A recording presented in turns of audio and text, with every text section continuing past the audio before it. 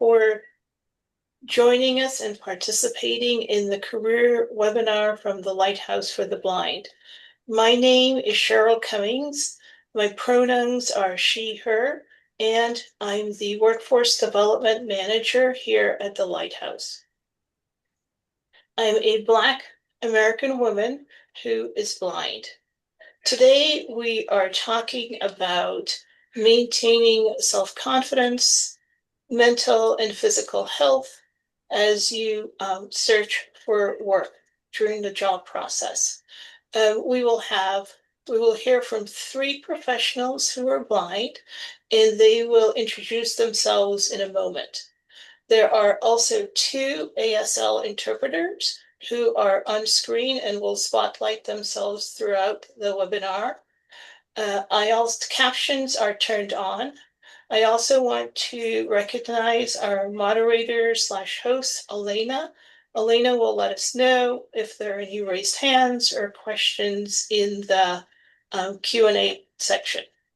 This is part of a series of webinars for people who are blind, low vision, deafblind, or blind with other disabilities. The purpose being to provide the webinar is to provide information and resources and tools which you can use to take charge of your career exploration and career development.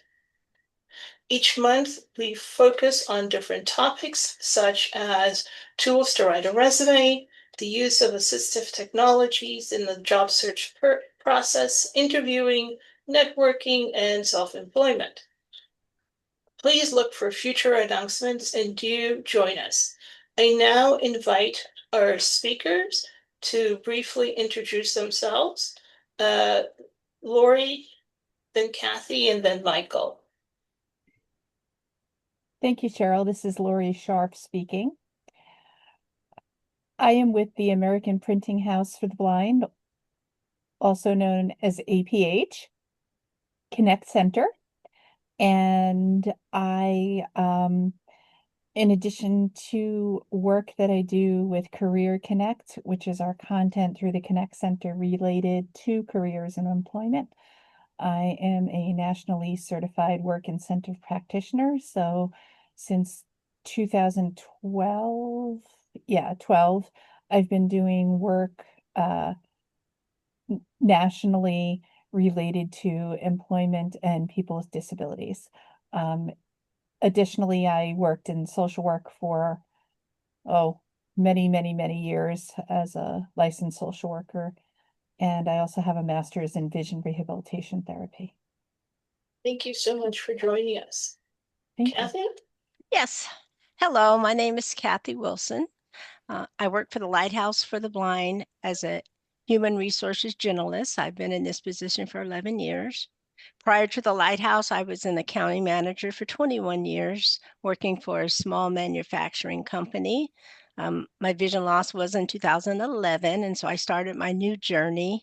At that time, I am involved in WCB as a first vice president, and Pierce County Association of the Blind. I'm the second vice president, and do community groups like Northwest Association for Blind Athletes. And so thank you for having me. I'm so glad you could join us. And you forgot to mention you play beat baseball. I sure do. We have to talk about that sometime. Yeah. All right, Michael. Thanks so much for having me here and inviting me. My name is Michael Babcock. I am the Membership Services Admin Assistant at the American Council of the Blind, which means that I am assisting with engaging our members and providing resources and tools to help facilitate what they need in order to be successful. I just started this position in February of this year. Prior to that, I was the manager of customer experience for AT Guys, an online retail store, for 3 years, 4 years, something like that. And then I also did some work for Peloton and KinderCare in customer service, and I've also worked for a radio station. So it's been a journey of employment opportunities for me, and definitely excited for this.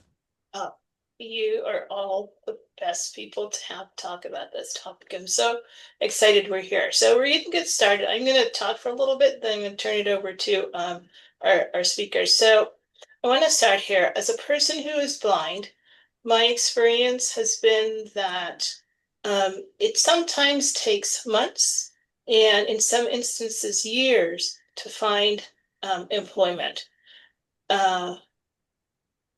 Our topic today is on ways we can maintain our mental and physical health as we go through this sort of process of looking for work. I am, as I said, very, very honored to have Kathy, Michael, and Lori here to share their experiences. They will each share their story of looking for work and talk about the tools and resources they used to maintain their own sort of self-esteem, self-confidence, and mental and physical health through the process. We will then open it up to you, our participants, to ask questions and to share what sort of resources and tools you yourself have used. So because by the end of this webinar, I would love it if we have a huge long list of ways we can thrive during the job search process. So with that, I'm going to stop talking and I'm going to invite Kathy to speak, and then Michael, and then Lori, if you guys want to. I'm turning it over to you. Okay. So, as I said in my introduction, my vision loss journey started in 2011.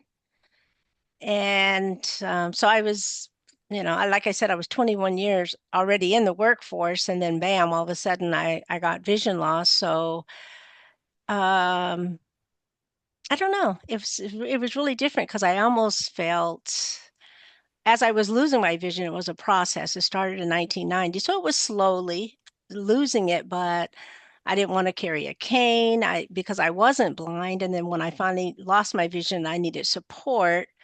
I called Department of Services for the Blind. I found out from them, from the employment office. I found that out from them, and I called and talked to everybody. Probably knows Linda Wilder. She was a counselor at DSB, and she said, "So what's going on with you?" I said, "Well, I can't see very well, and the people here told me to call you." And she said, "So are you blind?" I said, "No, no, no, no. I'm not blind. I have no vision in my left eye. I run into poles. I fall off of curbs. I bought a cane off the website, but I'm not blind." And she was like, "Please come see me," because there was some line there where I just was trying to connect to the fact. And that's when I went to the Department of Services for the Blind. And I learned my new skill sets. I was determined at that time. I wasn't that old. And what was I going to do? And I had to continue living. I couldn't just stop working and engaging in life. So I went to Department of Service. I went to the OTC, and that's when my life changed. I learned all the skills I needed, even the capacity of being around other people with other blind people helped me out so much, because then you don't feel like the oddity anymore. It's like, oh, this happens to people all the time. And so you glean and you learn from others. And then I started the job hunt. And that was another issue for me because I was still very uncomfortable with carrying a cane and being blind. People are going to look at you. And before I even got a cane, I used to run into poles and children and people, and it was like they were all mad and angry at me. And then when I got my cane, it kind of changed my world around. So I had a little view of, hey, wait a minute. It's not all about I just have a cane, but it's about announcing to other people, you need to watch out for her because something, she can't see you. So that kind of helped me. But when I first got my First job I went to, I had a job developer for Department of Services for the Blind, which was so helpful for me, for my self-esteem, to get my foot really wet in the work environment, because those thoughts of what are they going to think of me, and how are they, why would they give me a job I can't see, and it's funny, I had that concept until I went to an accounting firm and tried to get a job. And they were asking me questions such as, well, do you think you can handle the load? Well, do you think that it's a fast pace? You really have to keep up. And I'm thinking to myself, I've done this for 21 years. I've lost my vision, but I have not lost my skills, my ability, what I have developed over the last 20 years. So that there was it was a downer, but I decided, along with my family, my friends, because of course, you don't automatically get to the place where you like, they said this about me and I'm okay. No, that's not the reality. My feelings were hurt. I was trying to understand, but then I realized I can't control what other people think of me. All I have to do is stay in my lane and do what I need to do to get where I need to be. So that's when I kind of one of the biggest parts that helped me was having family, friends, and good supporters. That was the biggest part of me overcoming the feeling of what they say about me or the employers won't hire me. I mean, I went and I just, after leaving the OTC, I said, well, I'm just going to refine my JAWS skills, my Zoom tech skills, whatever I learned, so that I can be more proficient and knowing what I'm doing, so that it kind of built my confidence, so I could say, okay, and then also when you get a job, you're always going to have a learning curve. I had to get over the fact that I'm not going to know how to do some of the things on the job, because that's not a cited issue. It doesn't matter whether you can see or not. When you get a new job, they're going to show you different things that you do differently, even though you've done it before, but you go with what the company does. So um, I'm trying to think. The fact that other employers look at me a certain way, I had to learn that it doesn't define who I am, or that's their issue, but I can only move forward with what I can do. And that's where I got my strength and determination to keep moving on and going forward.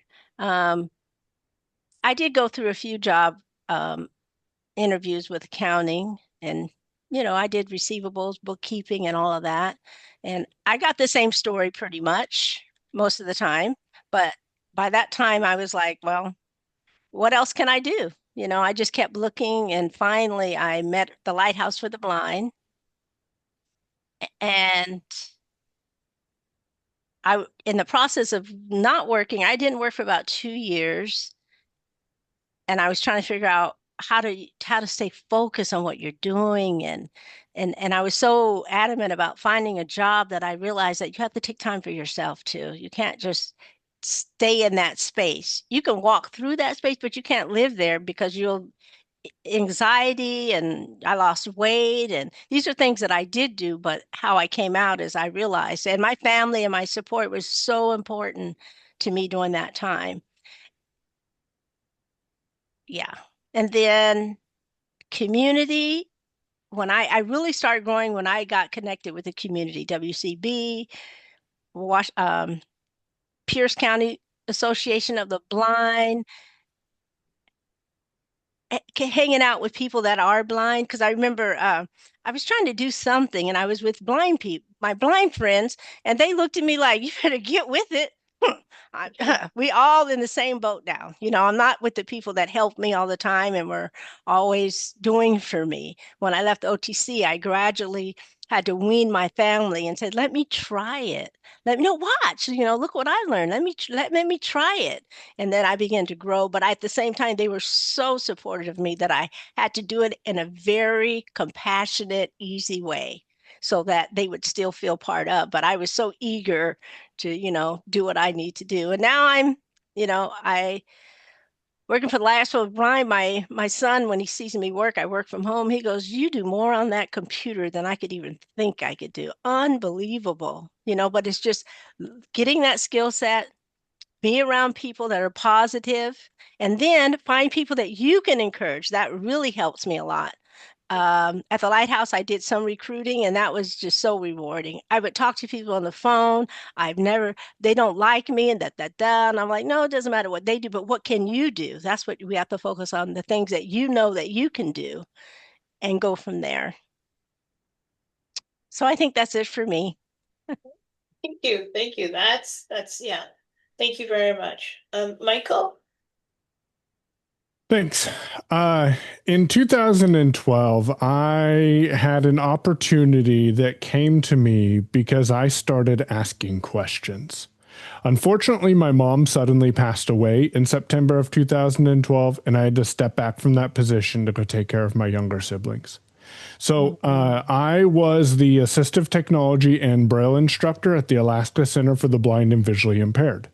And the way I got that job is in 2008, I had visited Anchorage for a training opportunity to evaluate my tech skills. They didn't know what they were getting into when they brought me up there. But to work on my tech skills and primarily independent living skills. I am the oldest of 7. I am the only blind person in my family, and my parents treated me like my younger siblings. If I wanted to cook something, they said, go cook it. And there wasn't a lot of adaptive teaching. It was a lot of learning on my own. So in 2008, when the Alaska Vocational Rehabilitation asked if I would be willing to go to a training up at their Anchorage Center for the Blind, I said, yeah, I'd love to go learn some actual real ways to get things done. And I remember talking to Terrence, and I will never forget this guy. I asked him, I said, Terrence, you're doing technology stuff. I love technology. How did you get this job? And he's like, well, I applied for it and I got it. I'm like, well, that's pretty cool. And then I had honestly forgotten about that. In 2010, I moved to Oregon and started doing customer service for Sprint Nextel during that merger, which was an adventure.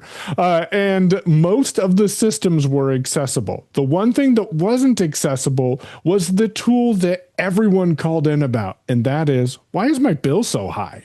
So that was a challenge, and I had to figure out ways that I could get the information for the customer, but don't put a big focus on the fact that I was blind, so I wasn't able to read that content. Because I knew from life experiences that when people heard blind, people got nervous. And there's not anything we can do about that, but to show people what it is that we can do as individuals. So I worked out a system with my team leads and supervisor, and whenever I got a call, I'd ask a customer to please hold for a couple of moments while I reviewed their bill. And what I did is I'd put them on hold and I'd raise my hand frantically, and the crowd or the team lead teams knew if Michael's hand went up, he had a question about a bill. So they would get someone over to me pretty quickly. Often it turned into be someone who was sitting next to me, and she would look over and she'd be like, oh, here's what's going on with their bill. Feel free to relay that information to them. And I would take the customer off hold, give them the details. We move on with the day, and most of the tools were usable at that point. Nice.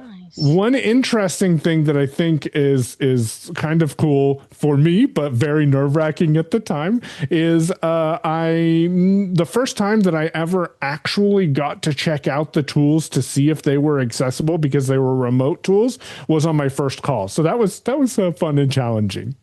I ended up stepping back from that job because I had to move to Montana. Everything takes me back to Montana, it seems. I had to move back to Montana in February of 2011. And when I moved there, I went through a challenging time trying to get a job doing customer service work for a financial institution, and more barriers stood in my way than I was comfortable with at all. And this was probably the first time in my life where I had run across the discrimination of certain aspects. I knew I was capable of doing the job. I could connect with customers. I had no problem with that. And there was another blind individual working for the organization at that time. So mentally, I had no clue what was wrong with me, and I made it be about me. And I'm very thankful for having a supportive family and group of individuals around me to help with getting me through what was a very sad time, because again, I felt like it was something that I couldn't do because of my lack of skills. Something I think we haven't pre-rehearsed this, but I think you're going to hear throughout all three of us presenting as community is important for your mental health and well-being. And I don't know what I would have done without the community around me in that time. I eventually did get the job, and it was a fun opportunity. I mean, to be honest with you, the most fun about it was being able to see people who have numbers in their bank accounts I'm probably likely never going to see. So that was what I really enjoyed, and being able to help work on the deposit accounts team. It was not a commission-based opportunity, but it was a great chance for me to build my customer service and active listening skills.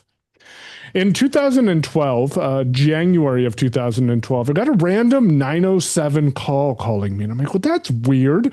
Why is someone from Alaska giving me a call? And I happened to answer it. And it was Terrence on the other line saying, hey, I have some family stuff coming up and I need to resign from my position. Are you open to applying for this opportunity? I said, yeah, but I don't have any of the qualifications that they have for the position. I'd love to. And he goes, lived life skills are more valuable than the degree that I don't have either. I'm like, oh, I thought you had a degree. And he's like, nope, I sure don't. So here's what you need to do. I will email you the job announcement, follow the directions on it, and put in your application.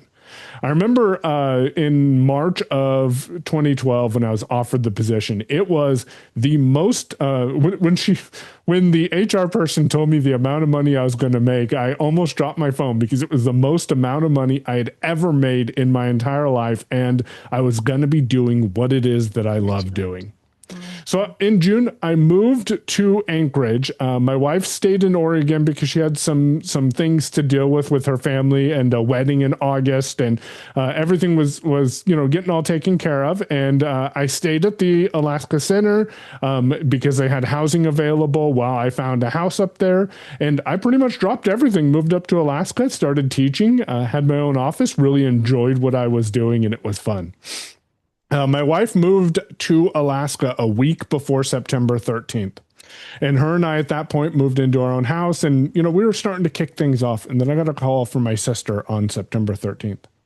And she told me that she had found mom passed away in her bed. And my whole world kind of crumbled there.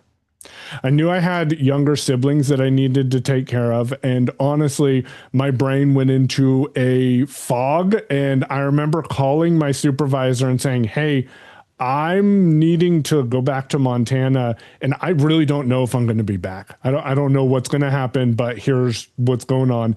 And then just a quick fun note, don't try to fly out of Anchorage in September last minute because everyone's trying to go home and there's no open flights. So my fiance at the time, this was a month before her and I were supposed to get married, flew back to Montana, and we started taking care of things that needed to happen at home. Again, remember, I'm the oldest of 7, and to me, mentally, I needed to take care of my younger siblings. Mm-hmm. So we ended up staying in Montana, and I didn't want to go through the experience that I had with the financial institution in the past to try to get a job there again, because honestly, I had tasted what it was like to make a lot more money than what I was going to make for that organization, and it was something that I actually enjoyed doing. This was a very dark time for about, I would say, it was about 4 years. I was very depressed. I had issues with trying to stay motivated, trying to keep up. My mom was the primary person throughout my entire life who stayed behind me to push me to be the person that I am now. She definitely was our rock. And honestly, all I knew was that my little brothers needed to be taken care of and that I needed to make sure that they had the best opportunity that they could have. I didn't work for several years. I did rely on my wife, who ended up at times working 2 jobs. She was very supportive of me, and I think sometimes to a fault, a little bit too supportive. And in retrospect, hindsight is 2020. I do wish she would have pushed me a little more.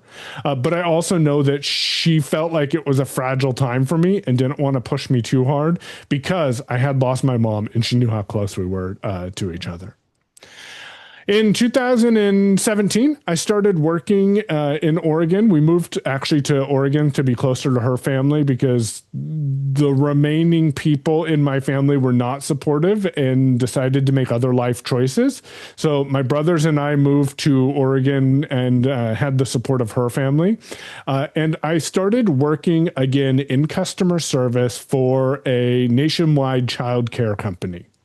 There were some accessibility challenges in the job, but at that point, I knew I needed something that would be able to help me with making a difference in my family's life and give my wife an opportunity to step back and not work so darn hard so we can actually live a successful and happy life. Now, in those times in those years that I call the dark years sometimes, I did a lot of learning and teaching online. I knew my passion was teaching other individuals.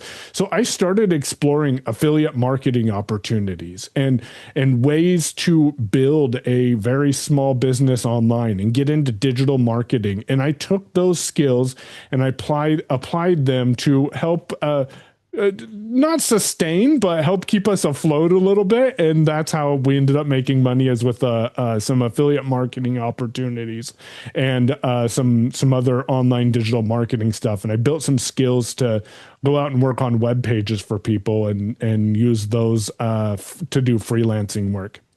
And then in 2018, I got connected with the Oregon Commission for the Blind again. We worked together to help get me placed into a company that owned 8 different radio stations in our local market. Again, I was passionate and having fun doing what I was doing, and not making the most amount of money I'd ever made in my life, but making somewhat decent money. And COVID hit in 2020. And the radio stations realized that they didn't need me and a couple of other production assistants, even to work from home. So got laid off. But I remembered those times that I had spent when I stepped away from my job in 2012. And I didn't want to go back down that path. So I started putting in application after application after application and got involved with the company that I had worked for in 2017 on a new contract doing customer service for an exercise bike. And I started doing that. And then I'll wrap it up here in a second with sharing that in 2022, I saw a job on X and said, oh, I'll apply for that position. I've been following him for years now. I'm not going to get the job. He called me, said, hey, can you do a job interview in 10 minutes? And I'm like, yeah, sure. No problem. Why not? And I did the job interview and he offered me the position. And that's when I got started with AT Guys.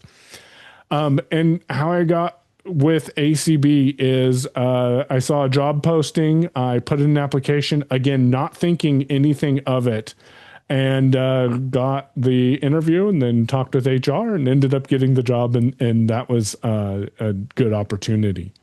As you may be able to deduce from hearing some of these stories, I went through a lot of ups and downs when it comes to work. My family is huge for being supportive. I also had a time where I wasn't doing anything.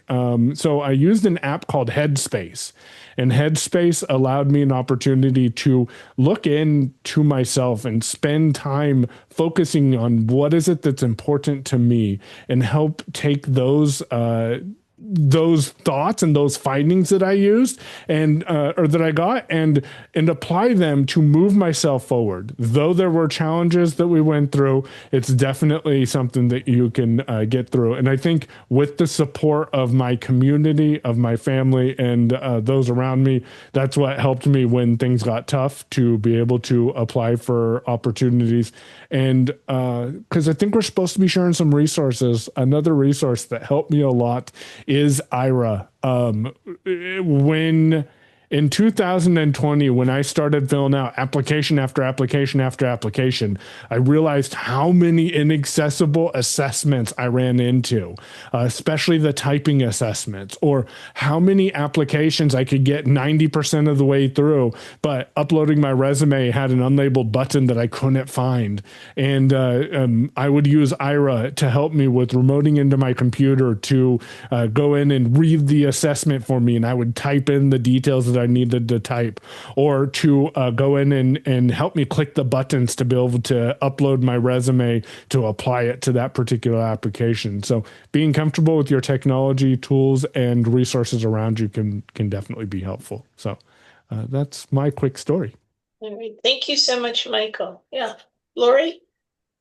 Thank you. So let's see. I like to say that sadly, as a young adult, I did not have work experience when I was in high school or college. When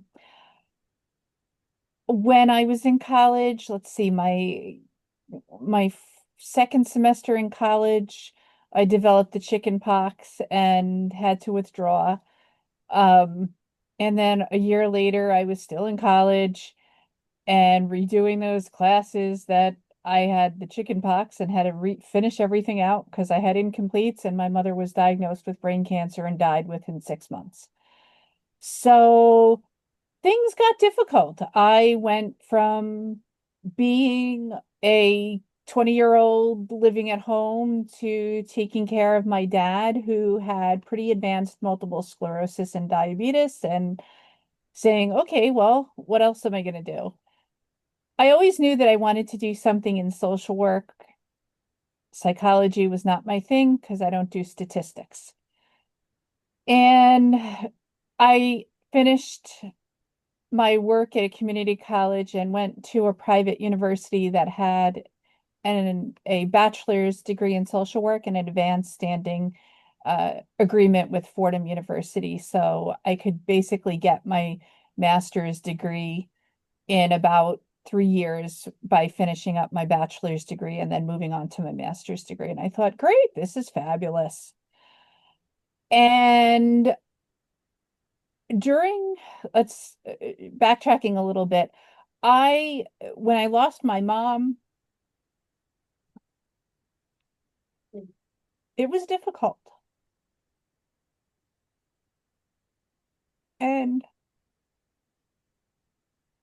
I really pushed to connect with community. And that community was other blind people. Because unlike the people at college that were giving me accessibility struggles, these people said, okay, well, here's a way around it. Here's how you do this. They became my support system. And then when I went on to, at the point of getting my bachelor's internship, that was really what I would say was pretty much getting into the world of work. And I loved it. I was told by my internship supervisor, oh, I got this great placement. It's called Helen Keller Services for the Blind. And I looked at her and I said, nope, ain't interning there. And she's like, why not? And I said, well, what if I have to go up against my counselor at the Commission for the Blind on behalf of someone else? I said, and I don't want that person like holding that against me. And she goes, oh, that's a really good point. You clearly thought this out. Well, duh, like you're the professor. But anyway, so I did my bachelor's internship at a crisis center that had a program for gay and lesbian youth. I am a Caucasian, straight, white woman. And my very first two clients, one was a deaf gay male, and the other one was he was Hispanic also, and the other one was a deaf lesbian woman whose mother was dealing with terminal cancer. And this was, oh, probably about 3 years after I lost my mom. Very, very tough clients to deal with emotionally. Um, Fabulous working experience. It gave me the groundwork to problem solve, again, building that community and community with people in social work. And I went on to do my master's internship at a totally different agency. Excuse me. And after I finished my bachelor's internship, I continued as a volunteer on a suicide hotline so that I had something to do. I stayed connected, I stayed working. I also did a lot of work within our local chapter of the American Council of the Blind. That taught me a lot about community organizing, working in collaboratively, gave me a, a really good understanding of how to be a team player. And, things like, you would hand something in school, and yeah, the teacher would say something was spelled wrong. But I will never forget, I wrote a set of minutes. I'm laughing now because it's like, really, Lori, how could you do that? And I probably was rushing to do the minutes. And in one place, I wrote dues as does instead of dues. And somebody said, these minutes are wrong.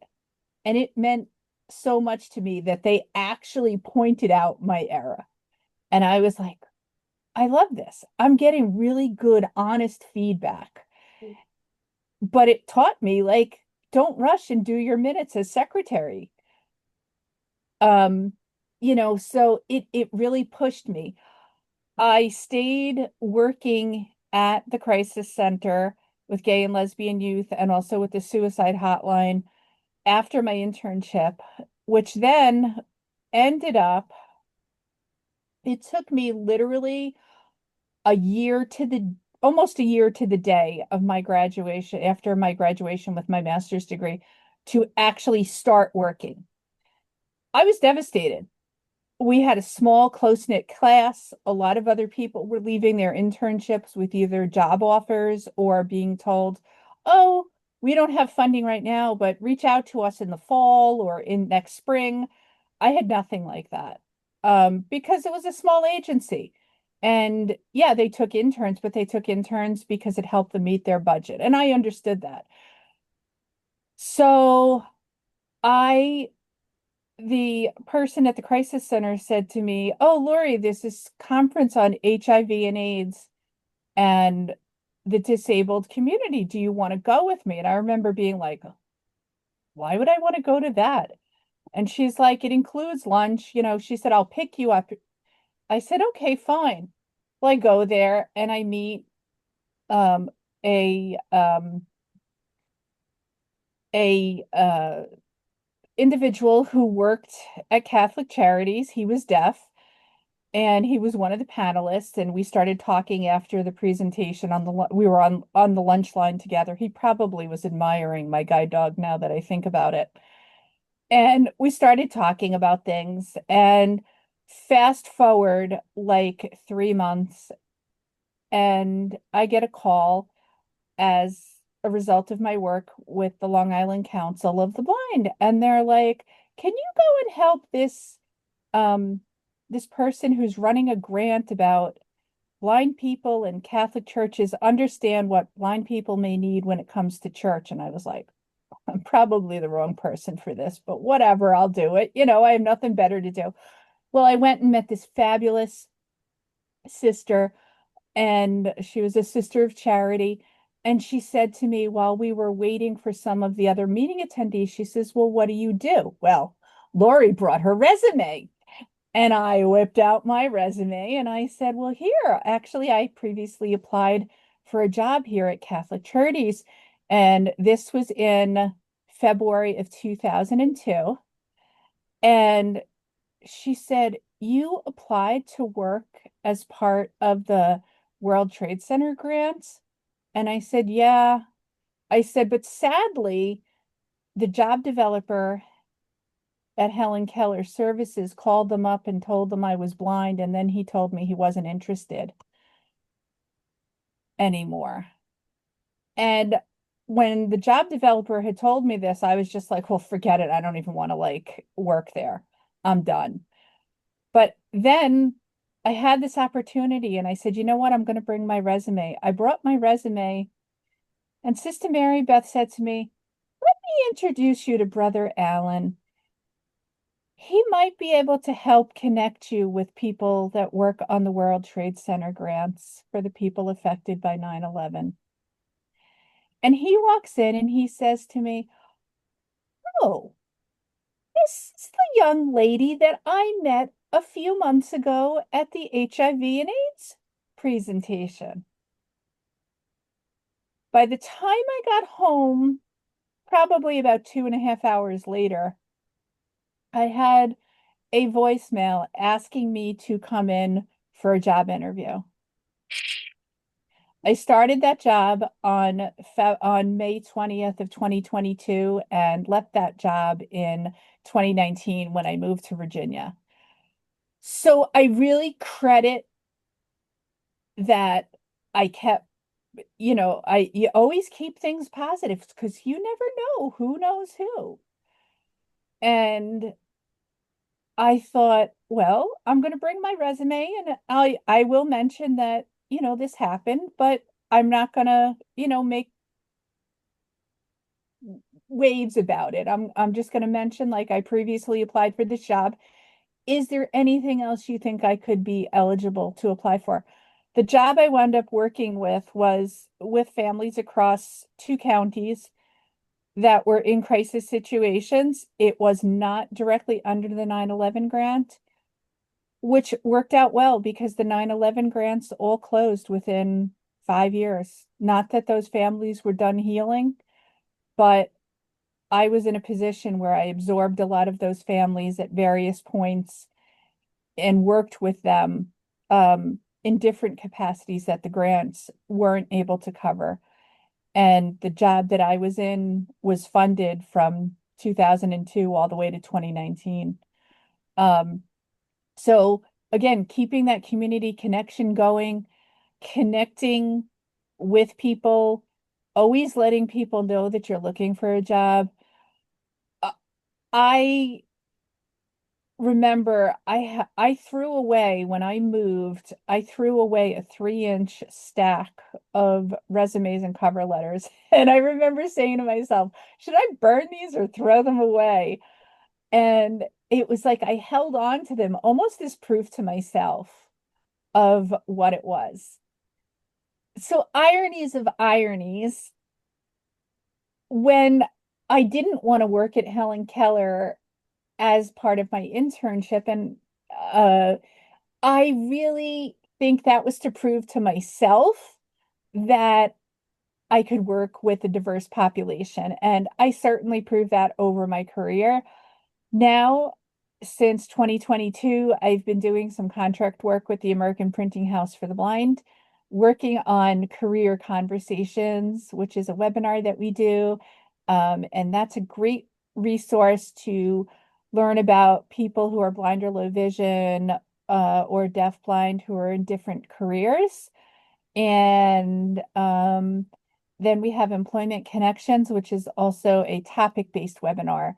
So we focus more on specific topics. We have lots of blogs and information on our website. It's aphconnectcenter.org. And then you can just go to this section on Career Connect and look at our information. We also have a job seekers toolkit, which has a really good section on preparing and staying organized while you're looking for work. Looking for work, I always tell my clients when I do employment network work, looking for work is a full-time job. And then when you get the job, all that time you spent looking for a job has paid off. And yes, it takes us a long time as somebody who's blind or low vision, but the Job Seekers Toolkit really helps you think about things like consider what if somebody says, well, how are you going to do this? What is your answer going to be? Are you going to schlep a video magnifier with you in your backpack so they can see that, yes, you really can read print? Or how do you use your tablet with screen enlargement or speech output or a braille display so you could get a job done? There's nothing wrong with bringing your assistive technology to your job interview to take notes. It's always good to take notes, take the name of the person that you're meeting with so you have the correct spelling and all of that. And they get to see your independence from the get-go.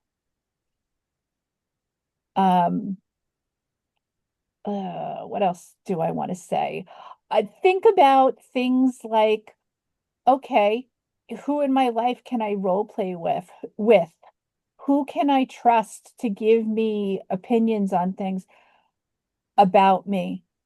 Do I need to work on my eye contact so that I'm looking at least in the direction of somebody? Or if you're not able to tell where somebody is in relation to where they're sitting from you, how might I ask them to help me understand that? Maybe you want to say, I'm unable to tell where you are in relation to me. So, can you tell me if I need to turn to my left or my right? Um, Things like that. It kind of breaks the ice. It acknowledges your visual impairment and it shows like, you may not be looking at them. Again, if it's virtual, think about things like if I'm wearing a headset and I'm listening to my screen reader read me something, do you want to tell the person interviewing you that? These are things I know I probably did not totally think of before my job interview.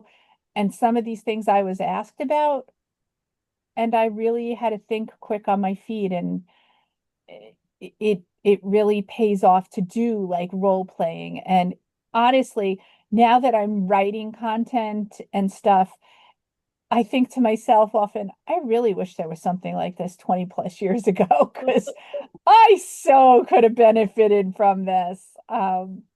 It's so nice.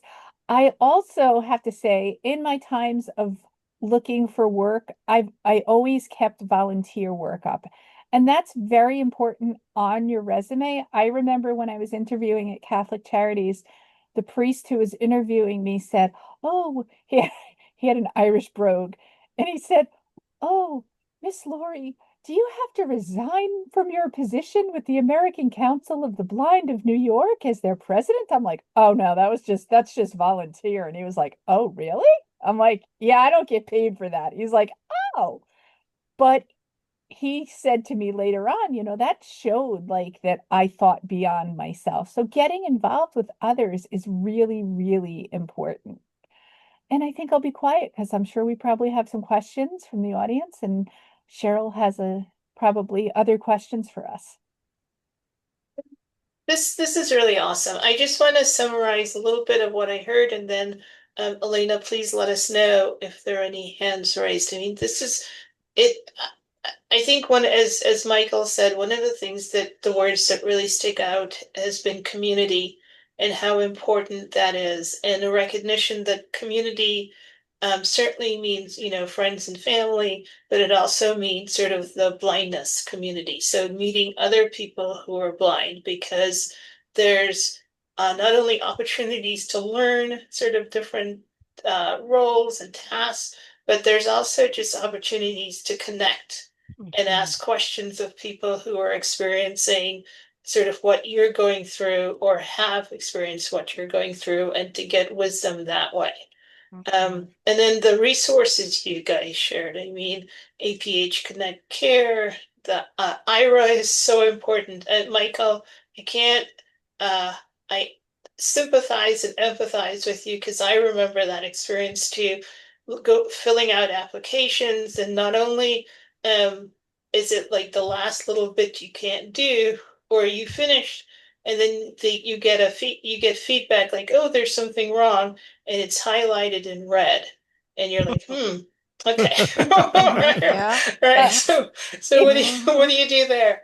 this And is, then and Lori, the concept of volunteering. Again, I know again from personal experience how that for me was such a steadying force, mhm, because even though I was looking for work, I knew that, let's say on Thursday mornings, I was getting up and I was going out and I was going to be sort of meeting with different people and just doing something that wasn't at all mhm, looking for work connected.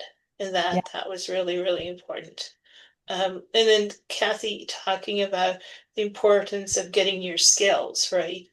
I mean, recognizing that you need to use a cane and then actually learning how to do that and learning all the technology and everything, and technology in the broadest sense of the word, not just mm, JAWS, but just the sort of things you can do to organize your day and to be able to function so independently. So with that, thank you, thank you. And Elena, do we have any hands? Yes, it looks like we have a hand up from Melissa. You are unmuted. If you could also unmute yourself. Okay, can you hear me? Yes. yes. All right. Hello, friends. Um, Michael and Kathy, it's great to hear you guys. And Michael, I was just on a call with you 2 hours ago. This is pretty long time no talk, right? And Lori, it's I've heard you on many ACB calls, and it's good to hear your voice as well. Um, but I want to just piggyback on something that all three of you said. You guys were talking about community. And I want to just say that I lost my last job in 2022. I worked for the state of Washington and lost my job after working there for 3 months.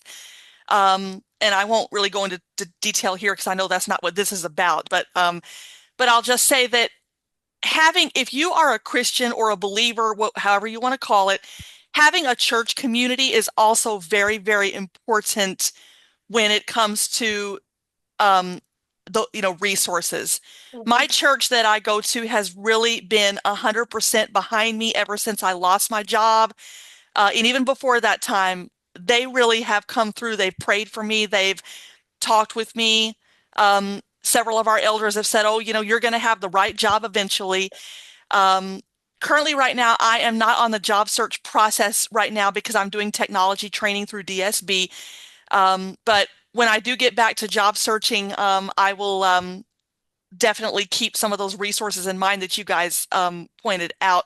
But just having that church community, and also make sure that you are mentally and physically doing okay.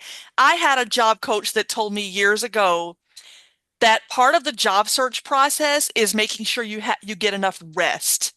If you feel like you're overwhelmed and your body is overwhelmed, make sure you take time to at least rest, get your mind off what's going on, take a nap.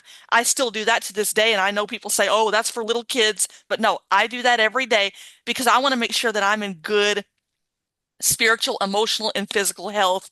And that's just my tip for anyone out there that might be on the job in a job search process, but you feel a little stressed. Just make sure there's nothing wrong with you getting enough rest and making sure you have plenty of sleep at night. So those are my tips. And thank you, Cheryl, for doing these webinars.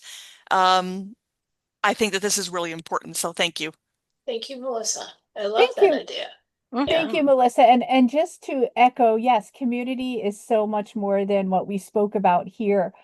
Remember your church family, your community, meaning the person that cuts your hair, the person that helps you at the grocery store. Let everybody know you're looking for work when you're actually get back to that point, because you never know who's going to have a possible job for you to apply for. Any other hands? Yes, we have a hand up from Richard. You are unmuted. If you could also unmute yourself. Hello there, guys. I Hey, have Rick. been Oh, through a lot as someone who's low vision. Okay. Uh, not total. I'm so blind, it's almost ridiculous. Anyway, so what I did was I actually have had a lot of problems here in California because the independent contractor thing really shut me down because it stopped me from being able to do a lot of side work for people that I used to work for. So I had to come up with some other things to do. And so what I've had to do is take whatever jobs I could get my hands on. And unfortunately, some of them weren't the best jobs in the world, but they brought in the money I needed. So now I'm just trying to get connected and do things. And I've gone down now to doing surveys and finding whatever, doing all kinds of odd things just to try to make it work. And I think the best advice I can give people is not only in community, but try to find things that you mentally enjoy and take a little bit of time and either learn about something new or just learn get more proficient at something you like to do. And that way you're not just totally focused on the work aspect. I mean, you're not focused on, oh, I got to find a job, I got to do this. And of course all the other stuff that everybody's said here, which is super important.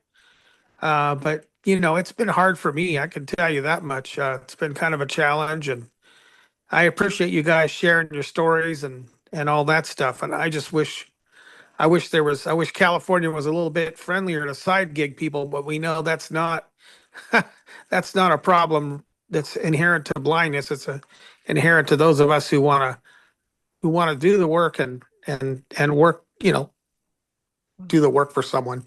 Anyway, thank you so much for all your great insight today.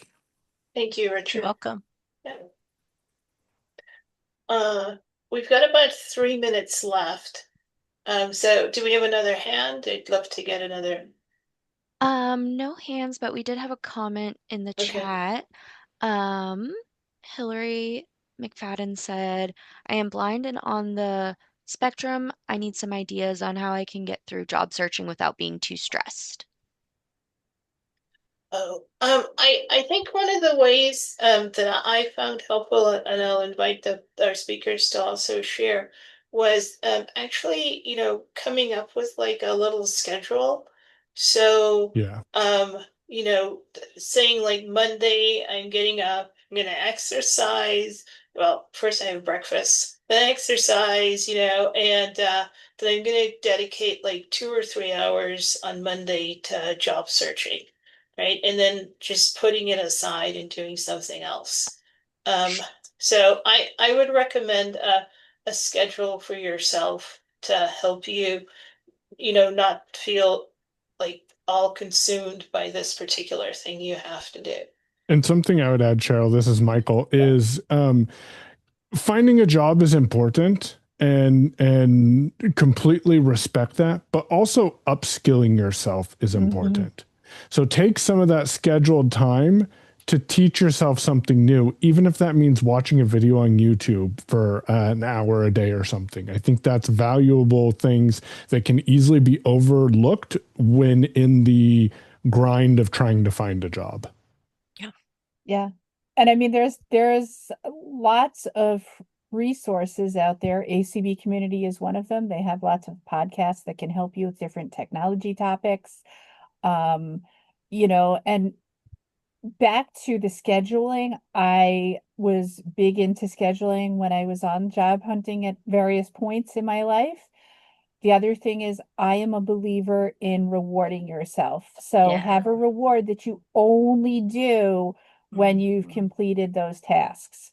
So, maybe it means you only read a book that you're reading from your favorite author after you've done Yeah. 2 resumes and 2 cover letters. Yeah. And start simple. 1 resume, 1 cover letter. You have to customize them. It takes time. All right. So, as I said, you guys were so thorough and shared such great insights and ideas that we are almost at 5 o'clock. Um, We are at 5. But I'd like to give you each just a minute just to share maybe one like parting thought around something you do that helps you to maintain sort of your sense of who you are. It's a big ask, sense of who you are and your abilities to contribute to the workforce. This is Michael. I go back to my journaling app that I use. I use a journaling app called Day One. I strive to spend a little bit of time every day in that journaling app to keep track of things that I've accomplished and things that I haven't and things that I want to do. And I never am successful at keeping those streaks. It's frustrating, but it gets me back on the app. So that's what I would say is journaling. Thanks. This is Lori. I would say write down at the end of each day 2 or 3 positive things that you did, either related to your job search or how you worked on improving yourself for the world of work. And that could be everything from you went and got a haircut to you practiced a route from your house to the bus stop so that you're more comfortable with it when it comes to taking the bus to a job interview. Everything relates back to work. Okay, and this is Kathy. I would say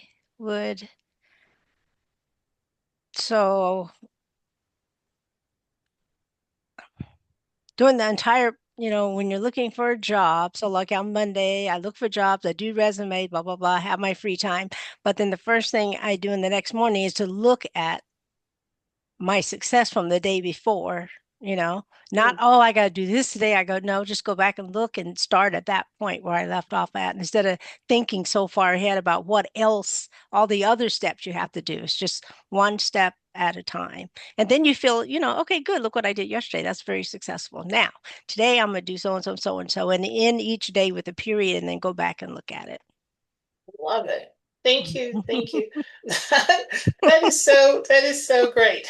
I mean, so I'm just going to say thank you to Kathy, Michael, and Lori, for sharing your time, your experience, and the sort of resources and tools that you've used to thrive during your particular job search process. I also want to say thank you to the ASL interpreters. Can't do this without you. Similarly, thank you to Elena. Can't do this without you. And also thank you to you all for choosing to spend your time with us. I just want to remind you that probably in a day, you will get a survey asking for some feedback on the webinar. And please take a few minutes and complete that information. We really look to your feedback, and it really helps us to think about what other webinars to offer. Again, thank you all for being here today. Look out for announcements of upcoming webinars and hope to see you all then. We are done. Thank you all. Thank Yay. you. Okay, goodbye. Thank you. Goodbye. Bye-bye. Bye.